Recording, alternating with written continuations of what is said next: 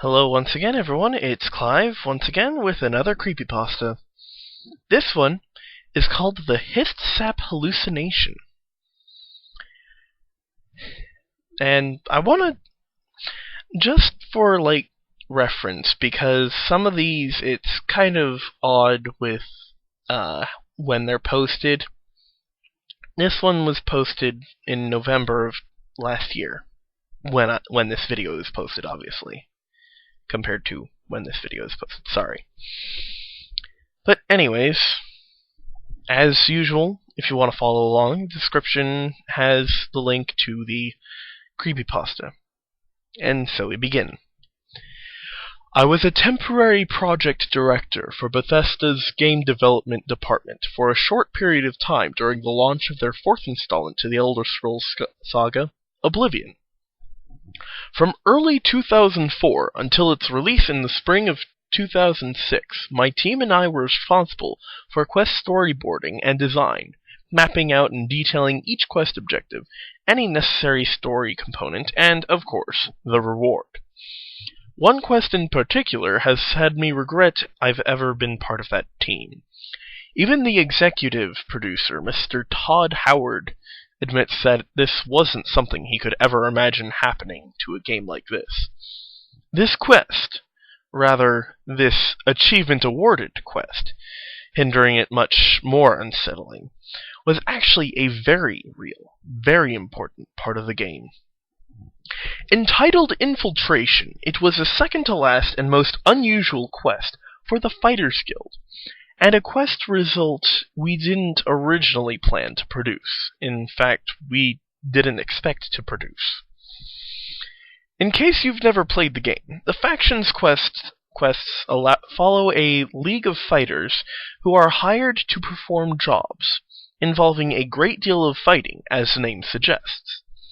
After you've followed yourself through the guild, you learn about a group called the Blackwood Company, who are stealing members from the guild and performing jobs created almost out of thin air. Here's where things start to get bizarre.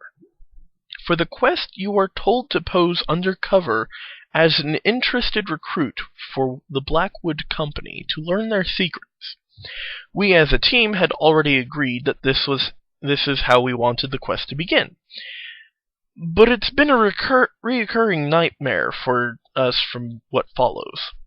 Once you become a member, you are tasked with your first assignment of eliminating a few goblins from a town just north of the city of Leywin. We sat in the boardroom for an hour, rallying ideas until one of us suggested that we add a hallucinogenic substance for the sole purpose of the quest, loosely named Hist. For the quest, you are given it as a gift to drink for your first mission, unknowingly ingesting the rare hallucinogen. Before you know it, you're in the village and tasked with killing the goblins. Now, I don't know why exactly we decided to go this direction, why we wanted to create such an abnormal, unsettling mission, but that was the way we all strangely wanted, almost as an overwhelming temptation. But here's the thing. The end of this mission is where things started to fall apart during the testing sessions. To the end of the mission, you go back to the village after awakening from the hallucinogen, only to discover to your horror that the goblins you imagined yourself slaying were not goblins at all, but animals and people. But what was meant to only be a row of dead bodies to the player turned into something nightmarish. We first heard about the discovery one evening, when an emergency meeting was called into the studio to review what the game developers found, myself included. We were greeted by a disturbed group of pale-skinned developers and animators who briefed us quickly on the subject matter. Trembling, one of the animators, the one specifically testing the quest, tried to explain what he saw, and what's worse, what he heard. I will tell you what happened, but try to understand that this was no rendering error, no glitch or flaw in the game's coding, or any other factor we tried to establish. Everything checked out. What I witnessed there in the studio that day I will never forget. The animator sat at his station, claiming to have recorded the incident to recall his work in case of accidental deletion. He maneuvered the video to the exact point in the recording, and once he hit play, the entire room fell silent. At first, it was nothing out of the ordinary. It was exactly how the mission progressed into when you visit the village a second time. Only this time the quality seemed to be grainy and unsaturated, like an old movie. As the character walks a bit forward towards the settlement, you saw a man standing in between two homes, facing the opposite direction. As the character moved closer, the man began to distort. After 20 seconds of footage, the game appears to lag to the point of a still frame of the man with his face still facing forward. The animator assured us that this is exactly what happened to him, and his video did not stall. After about 7 seconds, the frame rate began to pick up again, only this time the man began to turn around. His face looked as though it was pieced together from several different face models, but grotesquely disproportioned as a mess of random, horrifying placements. At this point, there was no sound in the game, just a faint buzz and a crackle of the grain. The character moved around, but the face followed, and only the face. The rest of his body, still distorted and now bloody as if to suggest he was a victim, remained grounded and still. Suddenly, after a minute or so, the character's view shifts hard to the left, and on cue, the animator points out something enormously disturbing. Children, who were among the dead, were suspended in the air, staring blankly in the face of the character, slowly being glitched backward, as they remained perfectly still. The character moves closer, and the children keep watching, their legs dangling lifelessly. The bodies, one by one, glitched through the landscape as if they were being swallowed. As each child disappeared through the rocky terrain, the noise began to enhance and transform. Distinctive moans could be heard periodically, but then something happened. The screen flashed white and then black, then back to white, but this time the screen stats were there. The health bar, the compass.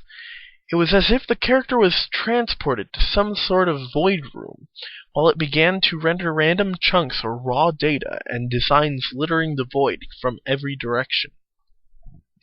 The animator couldn't explain why the game had taken him to this place of limbo. 5 or 6 minutes passed in the recording. By this time, many other designers had left, too shaken from the experience. But I stayed. Suddenly, a line of dialogue appeared at the bottom of the screen. It's unreadable from the likes of strange symbols and omitted letters from words completely jammed together. A noise is heard, a man's voice, as slurred gibberish. His tone is angry, but sorrowed, but gets louder after every passing second until it's almost a scream. Then the game starts to lose control.